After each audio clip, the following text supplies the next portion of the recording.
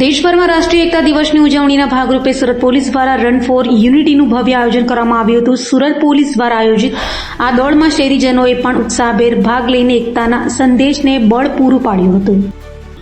દેશભરમાં રાષ્ટ્રીય એકતા દિવસની ઉજવણીના ભાગરૂપે સુરત પોલીસ દ્વારા રન ફોર યુનિટીનું આયોજન કરાયું હતું, જેમાં સુરત પોલીસ કમિશનર સહિત ઉચ્ચ અધિકારીઓ અને પોલીસ કર્મચારીઓ મોટી સંખ્યામાં પરિવાર સાથે જોડાયા હતા. તો રન ફોર યુનિટી શાંતિપૂર્ણ રીતે પૂર્ણ થયા પછી દોડના રૂટ પર નાસ્તાના પેકેટ અને પાણીની બોટલોનો મોટો ઢગલો જોવા મળ્યો હતો. મોટી સંખ્યામાં હાજર રહેલા શહેરીજનોએ ઉપયોગ કર્યા બાદ કચરો રસ્તા પર જ ફેંકી દેતા થોડી જ વારમાં સમગ્ર વિસ્તારમાં ગંદકીનો માહોલ સર્જાઈ ગયો હતો.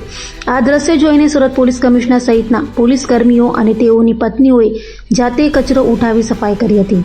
કચરાના આ ઢગલાથી સ્વચ્છતા કર્મચારીઓ હજુ દૂર હતા, પરંતુ આ ગંદકી જોઈને પોલીસના ઉચ્ચ અધિકારીઓથી રહેવાયું નહીં.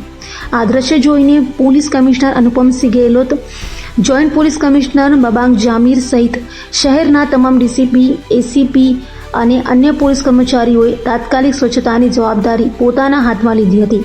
કોઈપણ જાતનો સંકોચ રાખ્યા વગર આ ઉચ્ચ અધિકારીઓએ જાતે જ રસ્તા પર પડેલા નાસ્તાના કાગળો, પ્લાસ્ટિકના રેપર્સ અને પાણીની બોટલો વીણવાનું શરૂ કર્યું હતું. અધિકારીઓને કચરો ઉઠાવતા જોઈને તેમના પત્નીઓ પણ પોતાને રોકી ન શકી અને તેઓ પણ કચરો સાફ કરવાના કાર્યમાં જોડાયા હતા.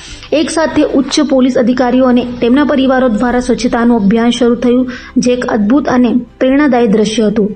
પોલીસ કમિશનર અને અન્ય ઉચ્ચ અધિકારીઓએ આ કાર્ય દ્વારા સુરતીઓને એક ખૂબ જ સ્પષ્ટ અને સચોટ સંદેશ આપ્યો છે.